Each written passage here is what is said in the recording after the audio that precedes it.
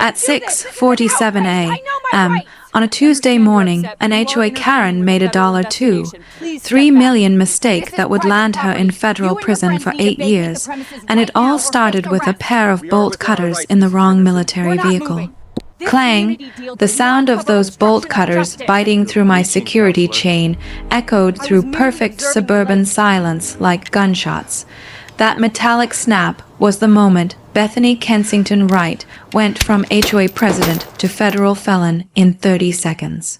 See, while I was deployed overseas fighting drug cartels, this power-hungry suburban dictator decided my eyesore vehicle needed to disappear. What she didn't know, that Jeep belonged to a federal drug task force, was loaded with $347,000 worth of classified surveillance equipment, and I'm the kind of federal agent who specializes in taking down criminal organizations. She thought she was stealing some solder's truck. She actually committed federal crimes that would make cartel bosses jealous. What would you do if some HOA tyrant messed with your property while you're serving overseas?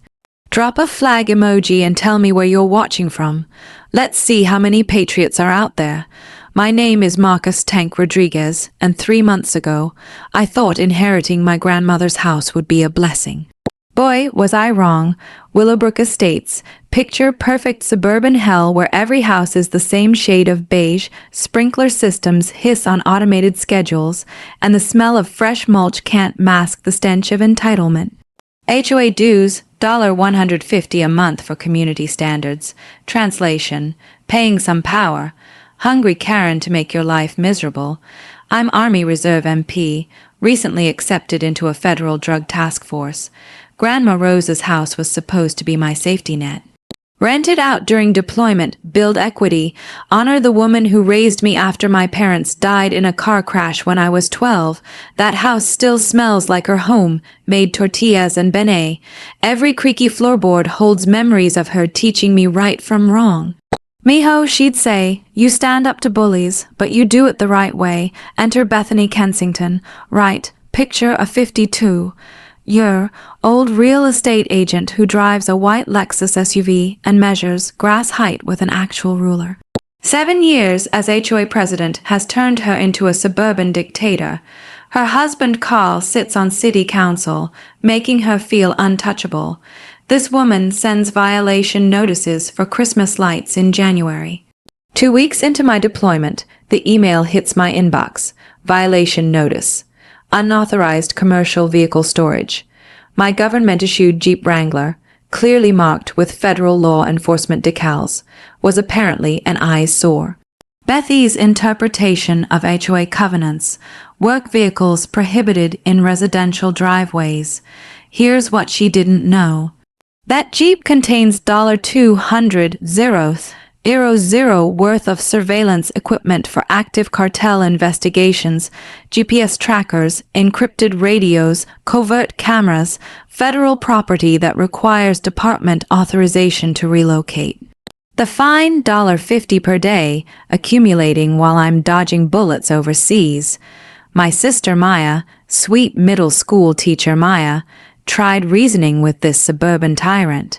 She drove over to explain I was deployed, showed copies of my orders, even offered to cover the Jeep with a tarp. Rules are rules, Bethany snapped, looking down at me like she was a bug. If your brother cannot follow simple community standards, maybe this neighborhood isn't right for your family. That phone call from Maya still echoes in my head. The sound of her voice cracking as she sat in Grandma's kitchen. Tank, she threatened to put a lien on the house. She said Carl knows people at the school district, that supporting you could affect my job. Maya discovered the pattern. The Johnsons, he's a Marine, got cited for his motorcycle being excessively loud. Sarah Martinez, Navy wife with a deployed husband, was fined for garden gnomes being unprofessional. Every military family in Willowbrook was getting targeted, but here's the kicker. Bethy's violations were made up. I had Maya check the actual HOA bylaws buried in my grandmother's papers signed when she bought the house in 1987. Government vehicles were specifically exempted. Emergency services, military, law enforcement, all protected. Bethany was literally fabricating rules, counting on residents being too intimidated or ignorant to check. The community lived in fear. Neighbors whispered over fences but wouldn't speak publicly. Bethany had created a climate where questioning her authority meant becoming her next target. Carl's political connections made opposition seem futile. That's when I realized what I was really dealing with. This wasn't about parking or property values. This was organized harassment of military families by a corrupt HOA board with political protection. The texture of sand between my teeth during that phone call with Maya. The smell of diesel and fierce sweat mixing in 120 degrees reheat. The sound of my grandmother's voice in my memory. Stand up to bullies, but do it the right way. While I was serving overseas, keeping drugs off American streets, some suburban princess thought she could steal my family's legacy through fabricated fines and intimidation tactics. Bethany Kensington Wright had just declared war on the wrong federal agent. She thought she was facing some helpless military family. What she didn't realize was that I specialize in dismantling criminal organizations, and her little HOA racket was about to become my next take-on. Bethy's next move came 48 hours later, and it was pure suburban warfare. A registered letter hit Maya's mailbox demanding immediate vehicle removal or emergency towing within 24 hours. Not 48 hours, 24. This woman was trying to steal federal property while I was deployed overseas. The letter carbon copied to Carl's City Council office, and the local police cited immediate health and safety violations and emergency neighborhood degradation. Complete fiction, but wrapped in official letterhead with legal-sounding language designed to intimidate. Maya called me from Grandma's kitchen, and I could hear the panic in her voice mixing with the familiar creak of those old floorboards. "Tank, there's a tow truck circling the block. The driver keeps looking at your Jeep like he's sizing it up." The smell of Grandma's vanilla candles couldn't mask the scent of fear in Maya's voice. This was psychological warfare, suburban style. That's when I unleashed my first counterpunch. I contacted JAG, Judge, Advocate General, military lawyers who specialize in eating constitutional violations for breakfast. Staff Sergeant Patricia Williams took one look at my case file, and her expression went from professional interest to righteous fury. "Rodriguez, this woman just threatened to steal federal law enforcement property. That's not an HOA violation. That's a federal felony. Here's something most people don't know. The Service Members Civil Relief Act doesn't just protect military personnel from contract disputes. It specifically prohibits harassment of deployed service members' property. But more importantly, my Jeep isn't just my vehicle. It's federal law enforcement equipment owned by the United States government." Williams immediately filed a formal complaint with Base Command, triggering something beautiful, a federal military liaison review. Suddenly, Bethy's little power trip was on the radar of people with actual authority. But here's where I discovered the real mini twist, and it made everything personal. Maya started digging through Grandma's old HOA documents, and buried in a stack of meeting minutes from 2019, she found a smoking gun. A letter from Bethany to the City Planning Commission recommending against military housing assistance programs in Willowbrook because transient military populations don't maintain long-term community investment standards. Translation: she'd been trying to keep military families out of our neighborhood for years. The texture of aged paper crumbling between Mia's fingers as she photographed evidence. The sound of her sharp intake of breath when she realized the scope of Bethy's discrimination. "Tank, she's been systematically targeting every military family that moves here. The Hendersons got violations for their son's bike being improperly stored. The Washingtons were cited for excessive noise when their baby cried at night. This wasn't random HOA tyranny. This was organized discrimination with political backing. See, Carl had a development deal pending. Luxury condos requiring HOA approval for zoning variances, military families with their unsightly work vehicles, and unpredictable deployment schedules hurt the exclusive community marketing angle. Maya's teacher instincts kicked into overdrive. She started reaching out to other targeted families, building a network of documentation.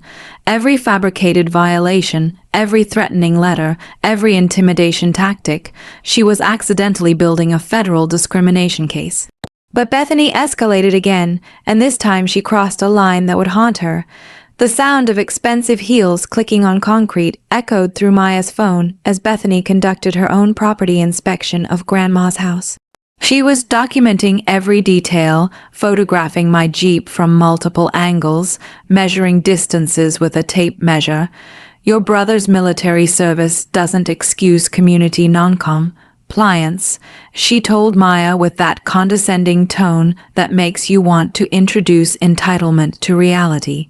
Perhaps your family should consider whether this neighborhood is appropriate for your lifestyle. Code words for "we don't want your kind here." My counterpunch was swift and devastating. I remotely activated the GPS tracking and security systems in my Jeep, standard equipment for task force operations.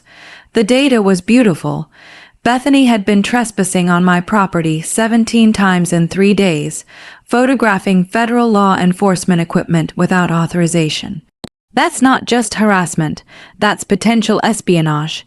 When my task force supervisor, Captain Sarah Chen, heard that some suburban HOA dictator was surveilling federal drug enforcement equipment and threatening military families, her response was beautifully direct. "Rodriguez, how fast do you want me to make this woman's life complicated?" The federal government was about to introduce Bethany Kensington right to consequences she never saw coming. Bethy's next move was pure desperation wrapped in suburban authority, and it nearly destroyed my family. 3 days after my JG complaint, she hired exec safe security to patrol community standards compliance. 2 guards in a white SUV with security plastered on the sides, documenting my Jeep every hour like it was a terrorist threat. But that wasn't the real problem. The real problem was what they were telling the neighbors. Maya called me in tears, her voice cracking over satellite connection from some godforsaken desert outpost. "Tank, they're saying you're dangerous, that military vehicles in residential areas create security risks. Mrs. Patterson won't even make eye contact with me anymore." The sound of Maya's sobs mixing with desert wind through my phone made something cold and hard settle in my chest. These bastards were destroying my family's reputation while I couldn't defend them. My counterpunch had to be surgical, but I was 8,000 mi away with limited communication windows. I contacted Captain Chen during my next authorized call window, explaining how private security was surveilling federal task force equipment. Her response wasn't what I expected. "Rodriguez, this is tricky. If we come in too heavy, we validate their claims that your vehicle is dangerous. We need them to hang themselves." The mini twist came when I remotely accessed my Jeep security system. Federal task force vehicles have more surveillance tech than most police stations. Motion sensors, infrared cameras, GPS tracking, and automatic photography of anyone within 15 FT. The footage revealed something that made my blood run cold. Bethany wasn't just documenting violations. At 1:43 a.m., security footage showed her using a flashlight to examine my Jeep's interior through the windows, photographing dashboard equipment, even attempting to open the doors. She was trying to access classified federal surveillance equipment. But here's what really scared me. She wasn't working alone. The footage showed her pointing out specific features to the security guards who were taking detailed photographs of federal communications equipment. The community dynamics were crumbling, and Maya was paying the price. Parents at her school started questioning whether a military family with security issues should be teaching their children. Her principal called her in for a conversation about community concerns. The smell of chalk dust and fear filled Maya's voice during our next call. "Tank, they're destroying my career." Bethany told the PTA that military families bring instability and security risks to neighborhoods. "She's using my job against me. That's when I realized this wasn't just about my property anymore. They were systematically destroying my family's life, and I was helpless to stop it from overseas." The texture of helplessness tastes like sand and rage sitting in a communication bunker surrounded by the machinery of war while some suburban terrorist dismantled my sister's life back home. Bethy's security guards escalated by approaching Maya directly. The lead guard, some failed cop with a power complex, cornered her while she was getting groceries. "Ma'am, we need to discuss your brother's military activities," he said, blocking her path to her car. "That vehicle contains equipment that could pose risks to community safety. We need to know what kind of operations he might be running from that house." Maya, bless her teacher instincts, started recording on her phone. "Are you suggesting my brother, who's serving overseas protecting our country, is some kind of threat to American families?" she asked, voice steady despite the tremor I could hear. The guard stepped closer. "Invasion of personal space designed to intimidate. Military personnel sometimes bring home problems. PTSD, weapons, surveillance equipment. We're just ensuring community safety. They were painting me as a dangerous, potentially unstable veteran." Classic military discrimination wrapped in community safety language, but Maya's recording captured something beautiful. The guard admitting they were investigating surveillance equipment in my vehicle. That statement just became evidence in a federal espionage case. My counterpunch came through channels Bethany never saw coming. Captain Chen contacted Exec Safe Security's Federal Licensing Bureau, informing them their guards were conducting unauthorized surveillance of classified government equipment. The guards vanished overnight, but their security company now faced federal investigation for espionage activities. Bethy's response to losing her muscle was pure panic. She filed emergency complaints with every agency she could think of: police, fire department, code enforcement, even animal control. But she'd just created a paper trail documenting her obsession with federal property. The war was escalating, and I was still stuck overseas while my family took casualties.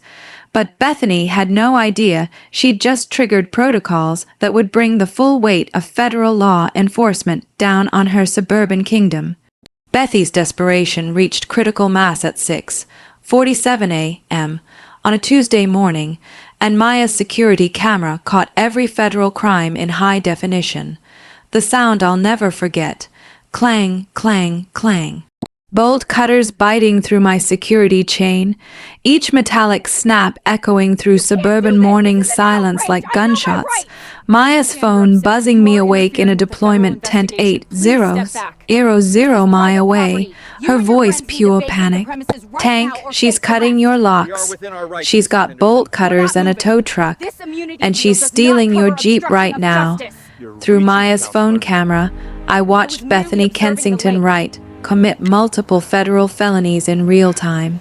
Hair disheveled, still in her bathrobe, she'd hired Discount Dave's towing with cash, no paperwork, no questions, and was frantically directing them to load federal law enforcement property onto their flatbed.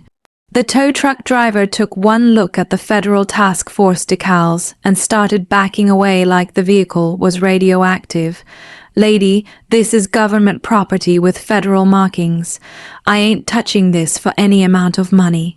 "It's abandoned property," Bethany screamed, her voice cracking with hysteria, spittle flying in the morning air. "I'm HOA president with legal authority to remove community violations." That statement, captured on 3 different security cameras, just became Exhibit A in a federal theft case. My counterpunch was swift and devastating. I immediately contacted Captain Chen through emergency channels, triggering protocols for theft of federal law enforcement equipment. Within minutes, federal marshals were dispatched with lights and sirens to my grandmother's address. But here's the beautiful mini twist. My Jeep's hidden GPS tracker and remote security systems were documenting everything automatically. Federal task force vehicles have kill switches, tracking devices, and cameras that activate when unauthorized movement is detected. The moment Bethany cut my lock, she triggered a federal alert system that pinged Homeland Security databases across 3 states. Maya kept recording when Bethany made her fatal mistake. After the tow truck driver fled, leaving tire marks on the asphalt in his haste to escape, she changed the locks on the community gate, effectively imprisoning my federal vehicle and blocking law enforcement access. If he wants his precious military truck back, he can follow proper HOA procedures. She shrieked at Maya, waving the new keys like some demented suburban warlord. Military service doesn't make him above community standards. The texture of helpless rage coursed through my veins as I watched this. Entitled Suburbanite Steal Federal Property, while my sister stood recording her meltdown. The smell of diesel fuel and fear sweat seemed to transmit through the phone connection. Knowledge nugget. Federal task force vehicles contain automatic tracking and alert systems that activate during unauthorized tampering. Cutting locks or attempting to move these vehicles triggers Homeland Security protocols, GPS tracking, and federal response teams. This isn't local crime. It's theft of classified government equipment with terrorism enhancement potential. Takeaway: stealing federal law enforcement vehicles triggers automatic national security alerts and federal task force response. It's not theft, it's potential terrorism. The community uprising began when Mrs. Patterson witnessed Bethy's public breakdown from her front window. This sweet elderly woman who'd survived the Great Depression and buried 2 military sons wasn't about to watch some HOA Karen terrorize a deployed Sauters's family. She called every neighbor, every veteran in Willowbrook, every decent person who'd been silently suffering under Bethy's reign of suburban terror. By 10:00 a.m., my grandmother's house was surrounded by protective neighbors forming a human shield around federal property. "This stops right here, right now," declared Tom Henderson, 72-year-old Vietnam vet whose own son had done 3 tours in Afghanistan. "You want that boy's vehicle, you go through 30 American veterans first." Maya's voice was stronger when she called me back, supported by a wall of community solidarity that made my throat tight with gratitude. "Tank, you should see this. The whole neighborhood is here. Mr. Henderson brought his American flag. Mrs. Chen is making coffee for everyone. They're not leaving." But Bethy's response to community resistance was pure suburban fascism, cranked to 11. She filed emergency complaints with every government agency in the phone book. Police claiming veterans were forming armed militias. Fire department alleging explosive hazards from military equipment. Code enforcement fabricating violations about unauthorized assemblies. Even animal control claiming emotional support dogs were attack animals. Each false report was another federal crime. Filing false statements about military personnel and federal property carries serious penalties under multiple statutes. The breaking point came when federal marshals arrived at Willowbrook Estates and discovered Bethany had changed the community gate locks, preventing federal agents from accessing their own stolen property.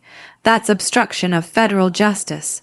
Marshal Jennifer Torres, a no-nonsense federal agent who'd arrested cartel bosses and domestic terrorists, took one look at the locked gate, and her expression shifted from professional courtesy to predatory focus. "Ma'am, you've obstructed federal agents investigating theft of government property. Open this gate immediately or face additional federal charges." Bethy's response sealed her fate forever. "I don't recognize federal authority over private HOA property. You people have no jurisdiction in my community." She just declared war on the United States government while standing in her bathrobe. Game over. I landed stateside 72 hours later, still tasting desert sand and adrenaline, to find Maya sitting in Grandma's kitchen, surrounded by enough evidence to topple a small government. But it was the smell that hit me first, not Grandma's vanilla candles or fresh tortillas. It was the scent of desperation and fear that had soaked into these walls while I was gone. Tank, you need to see this before the feds get here, Maya said, her hands trembling as she spread documents across Grandma's dining table. I found something that changes everything. The manila folders contained 5 years of HOA financial records. Meeting minutes and correspondence that Maya had somehow acquired through what she called her teacher network. But buried in the stack was a document that made my blood run cold, a contract between Kensington Urban Holdings and Eastbrook Development Corporation, dated 6 months before I inherited Grandma's house. The subject line read, Willowbrook Estates Acquisition Strategy, Phase 2 Implementation. Tank, they weren't just harassing military families randomly, Maya whispered, her teacher instincts having transformed her into an accidental detective. They were systematically clearing properties for a massive development deal. The texture of aged paper crumbled between my fingers as I read the details. Carl's company had sold 47 properties in Willowbrook to a national development corporation for luxury condos, properties they didn't even own yet, including Grandma's house. Look at the target list, Maya said, pointing to an appendix that made me want to punch something. Every military family, every elderly resident, every person who couldn't fight back against bureaucratic harassment, all marked for acquisition facilitation. The Hendersons, the Martinez family, Grandma Rosa, all targets in a coordinated campaign to force sales at below market prices. But here's the revelation that changed everything. Bethany had been forging HOA violations. Maya showed me the original 1987 HOA bylaws, the real ones, not Bethy's fabricated versions. Military vehicles weren't just allowed, they were specifically protected under federal compliance requirements. Tank, she created fake rules and counted on people being too scared or ignorant to check. Maya said, her voice gaining strength, but there's more. The HOA financial records revealed systematic embezzlement. Over 3 years, $184,000 in community funds had been diverted to Carl's development company through fabricated consulting contracts and community improvement projects that never existed. Knowledge nugget. When HOA boards divert community funds to personal businesses without resident approval, it becomes federal mail fraud if any communications cross state lines. The Racketeering Influenced and Corrupt Organizations (RICO) Act applies when these crimes form a pattern of criminal enterprise affecting interstate commerce. Takeaway: HOA financial fraud involving multiple properties and systematic targeting triggers federal RICO prosecution. That's organized crime territory with 20-year sentences. The smell of Maya's fierce sweat mixed with determination filled the kitchen as she revealed the final piece. Tank, I think they killed her. She showed me violation notices sent to Grandma during her final hospice weeks. Citations for property maintenance failures and threats of legal action against a dying woman who couldn't even get out of bed. The stress of fighting these fake violations. Her blood pressure spiked every time one arrived. The hospice nurse said she kept asking if we'd lose the house. The sound of my grandmother's voice echoed in my memory. Mijo, don't let them take our home. I'd thought she was delirious from medication. She was warning me. Maya's transformation was complete. No longer the scared teacher being bullied by suburban tyrants. She'd become a warrior armed with evidence and righteous fury. Tank, this isn't about your Jeep anymore. This is about organized crime disguised as community governance. They've been destroying families for profit. The power dynamic hadn't just shifted, it had exploded.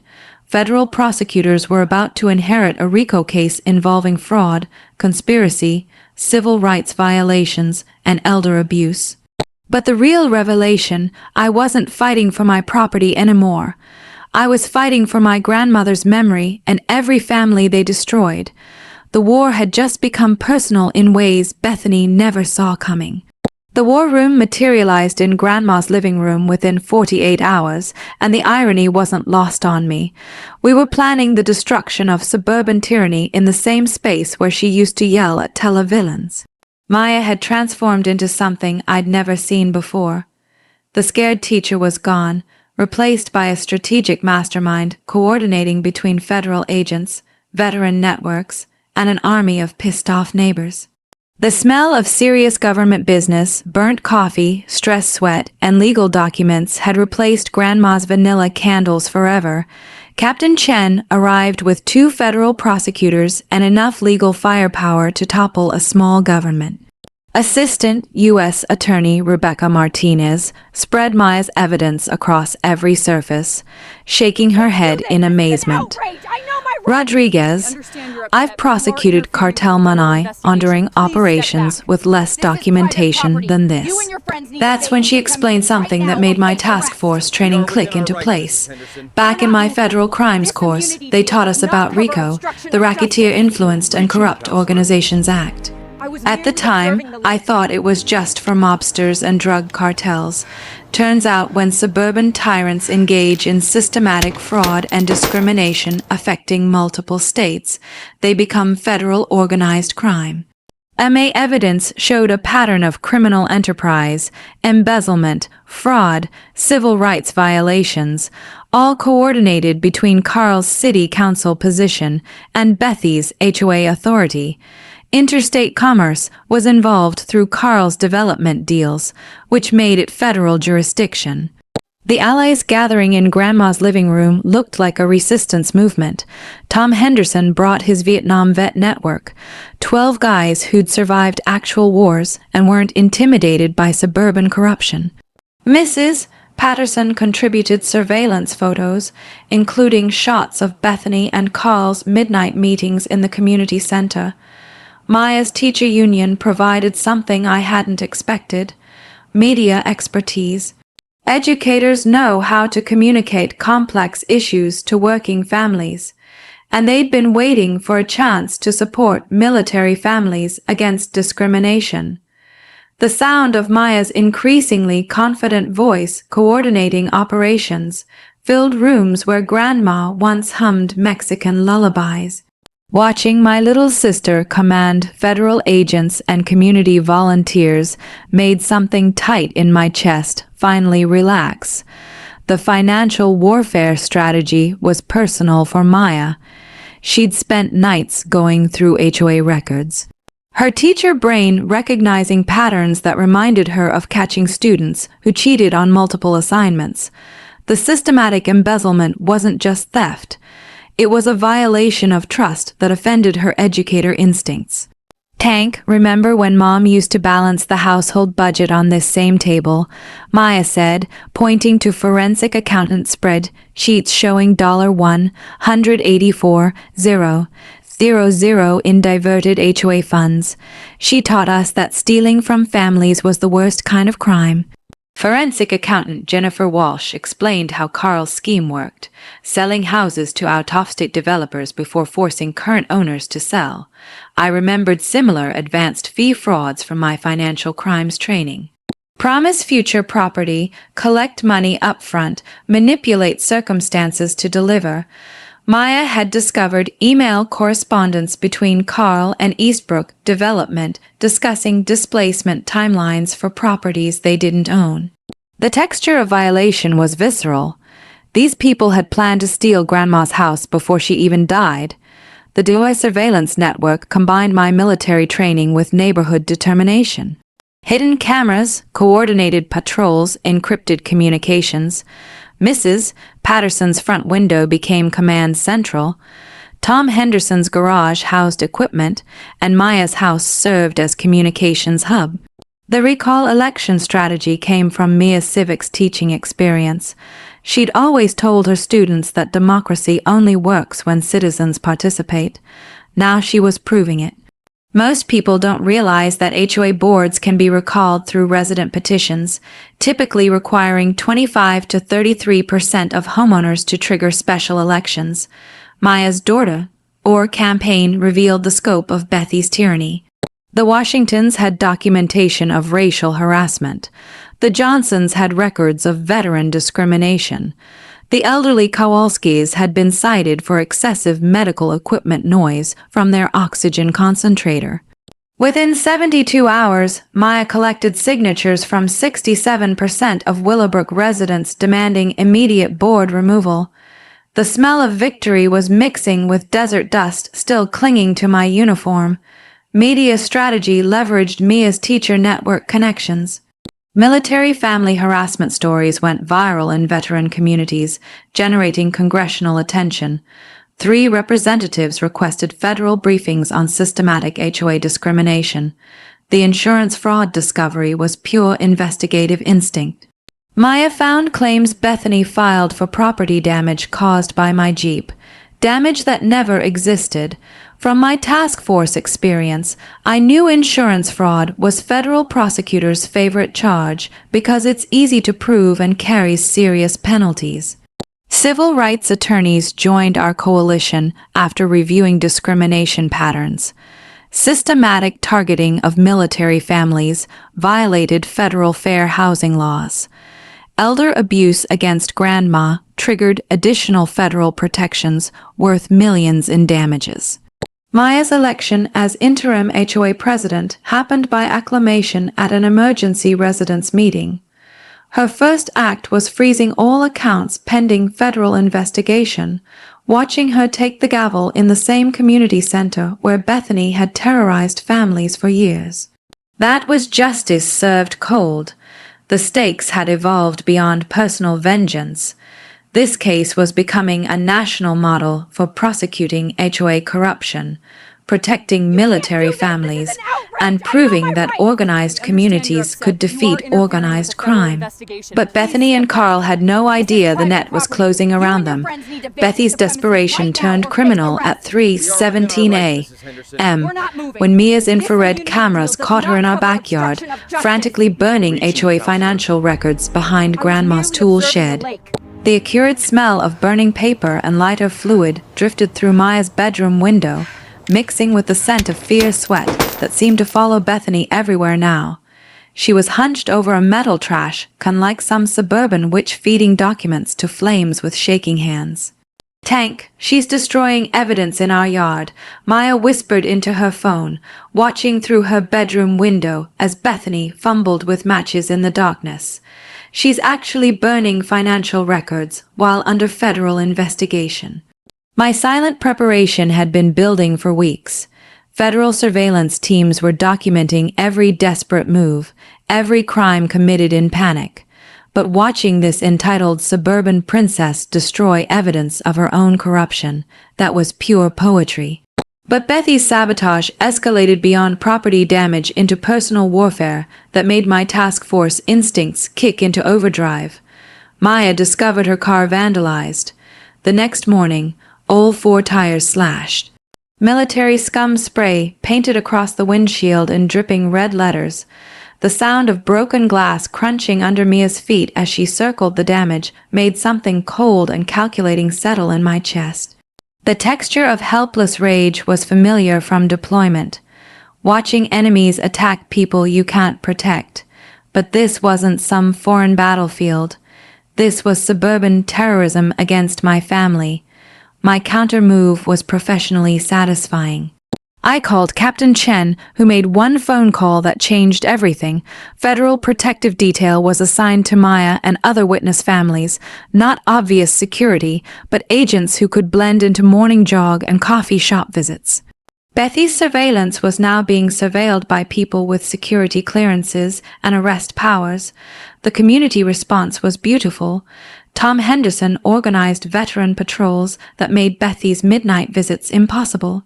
The sound of combat boots on pavement at 2 a.m. became the new neighborhood soundtrack. Mrs. Patterson's kitchen became command central, coordinating protection schedules over homemade cookies and righteous fury. But Carl's desperation revealed corruption deeper than we'd imagined. Mia discovered city council recordings where Carl had pressured the police chief to ignore military family complaints. His arrogant voice echoing through Mia's laptop made my federal training memories click into place. Back at the academy, they'd taught us about conspiracy charges. When public officials use their positions to systematically violate citizens' rights, it becomes federal civil rights conspiracy. Carl wasn't just enabling Bethany. He was using government power to facilitate discrimination. These military people bring instability. Carl's recorded voice dripped with entitlement. Their vehicles, their schedules, their problems affect property values and community character. That recording just became exhibit A in a federal conspiracy case. Bethy's bribery attempt was captured on federal wire surveillance. She approached Meyer outside the grocery store, envelope bulging with cash, her designer perfume unable to mask the stench of desperation. "This is $50,000 for your family," Bethany said, hands trembling as she pushed the envelope toward Maya. "Military families deserve better neighborhoods anyway. Take this money. Find somewhere more suitable for your lifestyle." Maya, bless her teacher instincts, kept recording on her phone while federal agents monitored from unmarked vehicles. From my federal crimes training, I knew attempted witness bribery carries 5-year mandatory minimums. But Bethany wasn't done committing federal felonies. She actually tried bribing federal agents through some private investigator she'd hired with embezzled HOA funds. Bethany attempted to offer federal agents money to make this military situation disappear. The texture of pure stupidity was almost refreshing. She thought federal agents were as corrupt as her suburban kingdom. Federal agents don't just refuse bribes. They document them, record them, and add them to case files that ensure decades in federal prison. Carl's political allies started fleeing like rats from a sinking ship. The mayor publicly distanced himself. City council members demanded Carl's resignation.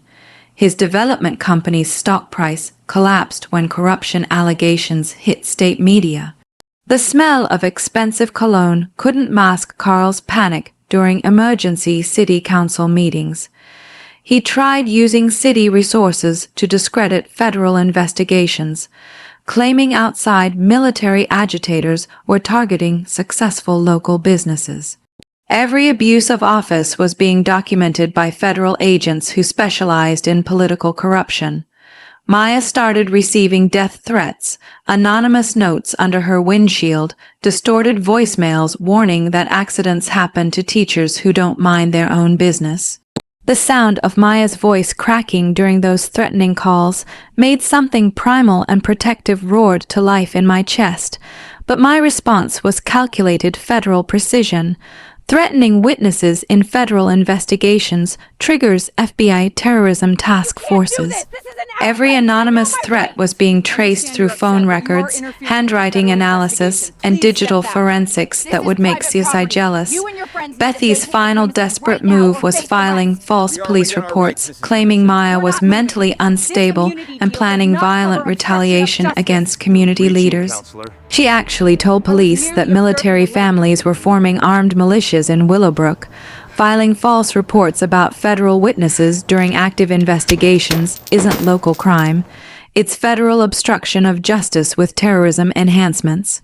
The beauty of federal patience was watching Bethany destroy herself one crime at a time, while methodical agents built cases ensuring she'd never terrorize another family.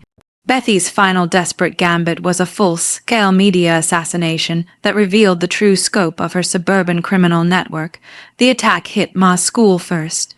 Anonymous complaints flooded the district office, claiming she was radicalizing children with anti-government military propaganda and creating unsafe environments for civilian families. The sound of Maya's voice cracking during her panicked phone call made my hands clench into fists. "Tank, they're trying to destroy my career," she whispered from her empty classroom, the familiar smell of chalk dust and children's innocence now tainted with fear. "Parents are demanding I be fired." The principal called me in for emergency discussions about my associations with unstable military elements. That's when I discovered Bethany had hired Morrison and Associates, the same PR firm that whitewashes politicians after corruption scandals. They were painting me as a dangerous veteran with PTSD who brought military-grade threats to peaceful suburban communities. The texture of manufactured lies felt different from enemy propaganda overseas. This was personal warfare designed to destroy families, not just missions. My silent preparation had been months in the making, and Maya's documentation skills had evolved beyond anything I'd seen in federal training.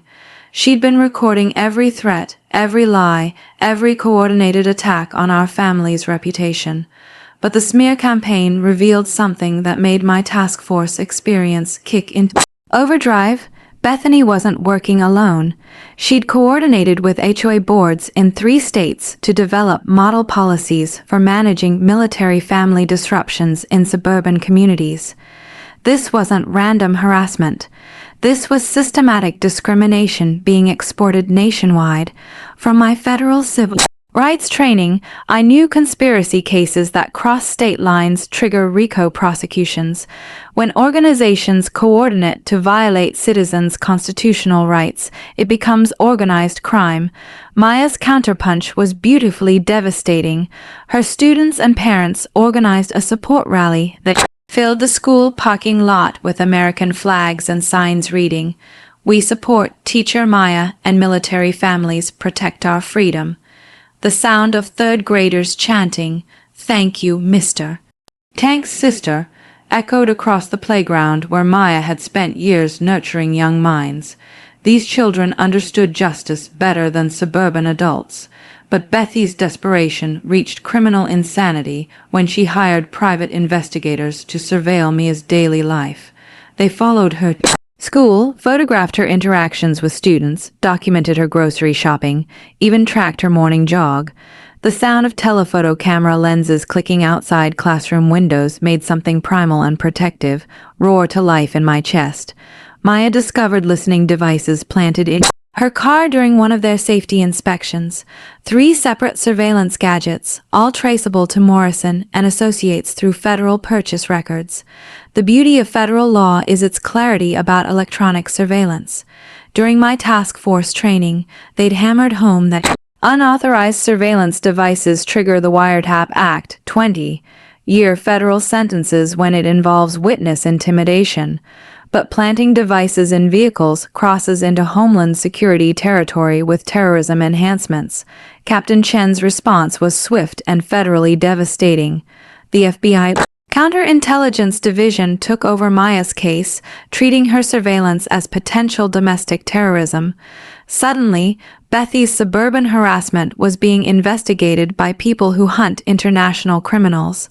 The media explosion reached national levels when Military Advocacy Network discovered Ma's story. Congressional representatives started demanding answers about systematic HOA discrimination against service families.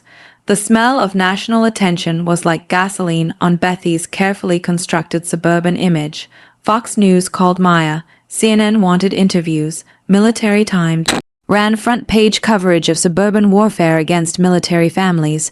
Carl's political career died publicly during a live broadcast city council meeting. Federal agents served search warrants while cameras rolled, removing boxes of evidence as Carl sat frozen in his council chair. The texture of absolute humiliation was visible on his face as reality crashed down. But Morrison and Associates made the fatal mistake that triggered federal hate crime investigations. They published a community safety report claiming military families brought elevated crime rates, domestic violence, and substance abuse to suburban neighborhoods, fabricated statistics, false veteran crime data, deliberate misinformation designed to incite discrimination against protected classes. Maya was reading the report when I saw her teacher instincts transform into righteous fury. Tank, they just attacked every military family in America with lies designed to make communities reject veterans. Publishing false information to incite discrimination against military families violates federal hate crime statutes. When it's coordinated for profit across multiple states, it becomes racketeering with civil rights conspiracy enhancements. The federal investigation exploded across 17 states as other military families came forward with similar harassment stories.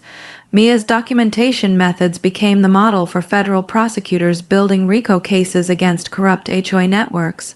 Maya started receiving support emails from military spouses nationwide, sharing stories of fabricated violations, coordinated harassment, and systematic attempts to drive service families from suburban communities.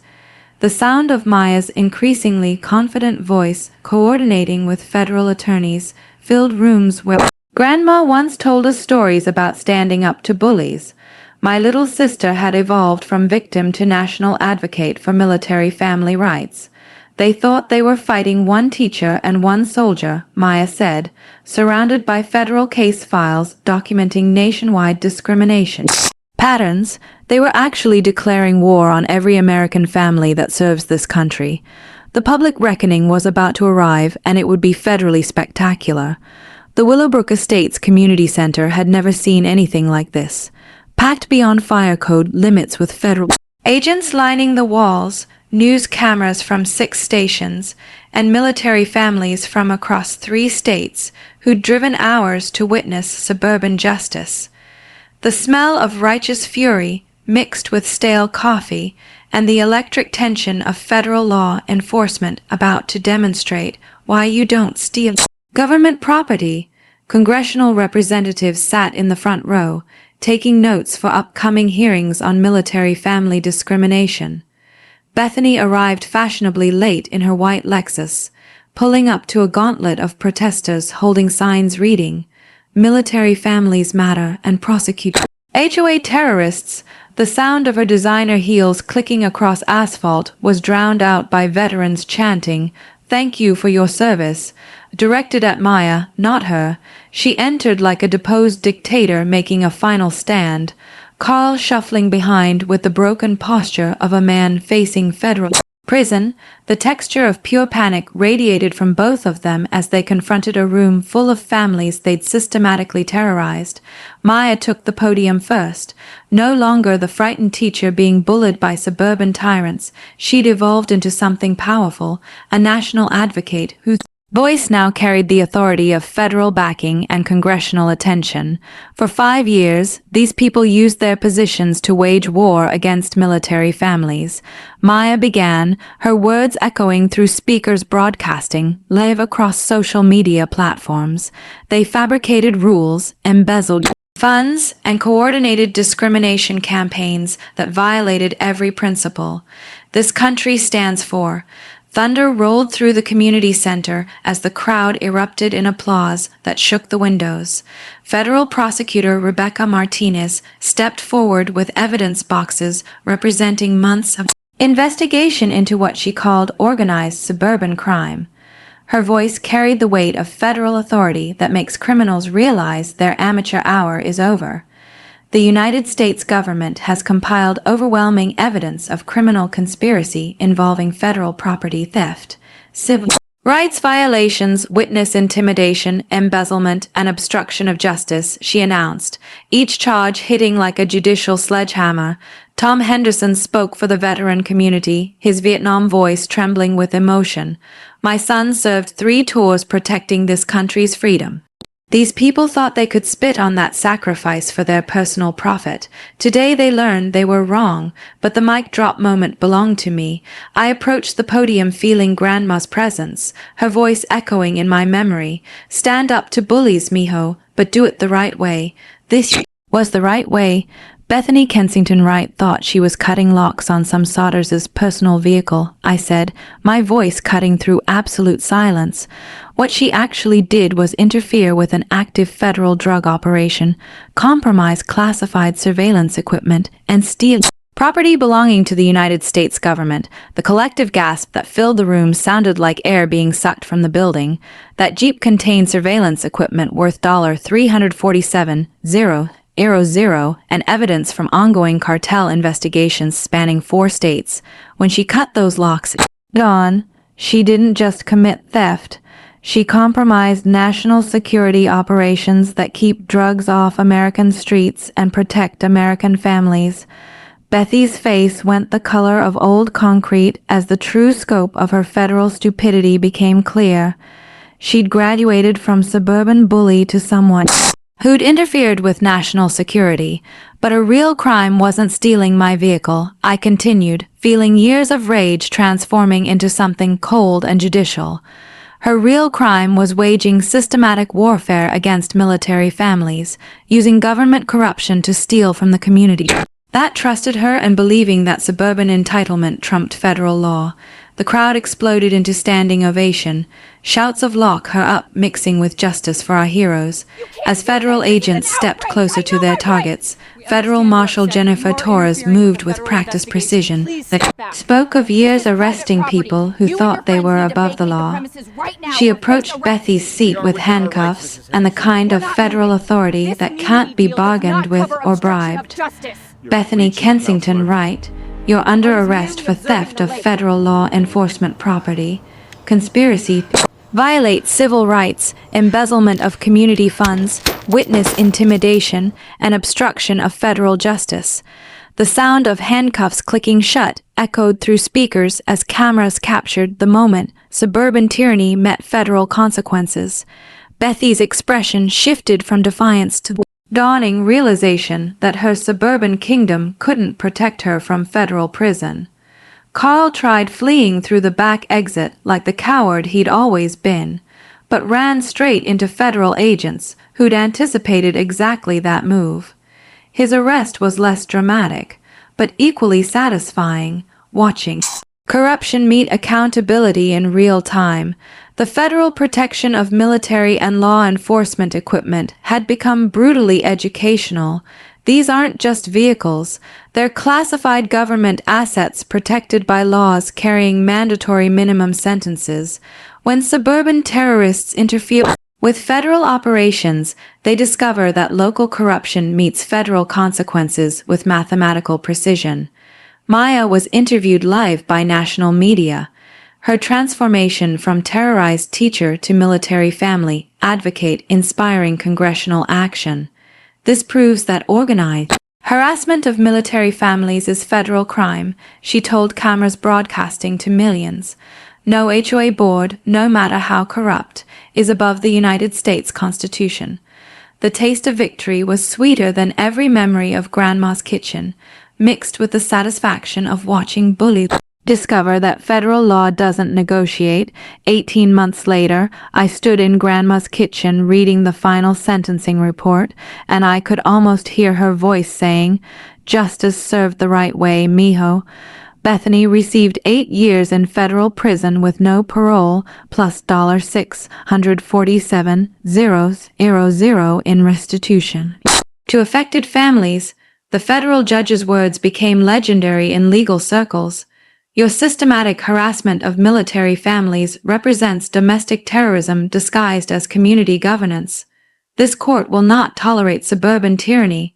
Carl got 6 years in lifetime prohibition from public office. His development empire collapsed completely with $2 million in community settlements, ensuring that every family they'd harassed received compensation for years of suffering. But the real victory was watching our neighborhood transform from a place of fear into a community that protects its own. Maya revolutionized HOA governance as the democratically elected president, implementing bylaws that became the national model for military family protection. The smell of fresh hope replaced the stale air of corruption as she unveiled the Willowbrook Military Family Bill of Rights, federal protections written into community law. The Veteran Memorial Park sits where Bethy's house once stood, seized through federal asset forfeit and transformed by community vote. Children now play on swings where suburban tyranny once lived, their laughter echoing across grass that grows freely without ruler measurements. The Rodriguez Foundation for Military Family Rights became Maya's calling. She left teaching to help families nationwide fight HOA discrimination, using our case as the blueprint for federal civil rights prosecution. Her documentation methods are now taught at FBI training meets. Grandma's house evolved into mission control for military family advocacy. The kitchen, where she taught us about standing up to bullies, now hosts strategy sessions with congressional staffers, constitutional lawyers, and families fighting their own suburban wars. The practical impact exceeded every hope. Congressional legislation now requires HOA financial transparency and protects military families from systematic harassment. The Tank Rodriguez Act provides federal oversight of community governance with criminal penalties for discrimination against service members. Knowledge that most people never learn became our gift to American families. Military personnel have constitutional protections that override local ordinances. HOA boards can be recalled through resident petitions requiring only 25% of homeowners. Federal law treats systematic discrimination as organized crime punishable by decades in prison. Takeaway: military families have federal rights that no HOA can override, and communities have power to remove corrupt boards when they organize together. The National HOA Corruption Database documented over 400 similar cases since our story went viral, triggering federal investigations that protected thousands of military families from suburban terrorism. Property values in Willowbrook increased 31% after corruption elimination, proving that justice is profitable and ethical governance attracts quality residents. Military families now specifically seek our community, knowing they'll be protected and celebrated. Maya's transformation into a national advocate brought unexpected joy. She married Captain Sarah Chen's brother, David, a Navy veteran who moved to Willowbrook because our story proved military families could win against corruption. Their wedding reception filled the community center where we'd watched federal justice delivered live. I found my own happiness with Elena Martinez, the federal prosecutor who'd helped build our case. She transferred to local operations, and we bought the house next to Grandma's. Waking up every morning in the neighborhood we fought to protect feels like victory served daily. The Rodriguez Military Scholarship Fund, created from lawsuit settlements, has sent 23 military children to college. Each graduation ceremony reminds us that one family's courage can transform entire communities and create opportunities for the next generation. Mrs. Patterson, now 91 and still the neighborhood's conscience, cuts the ribbon at every community event.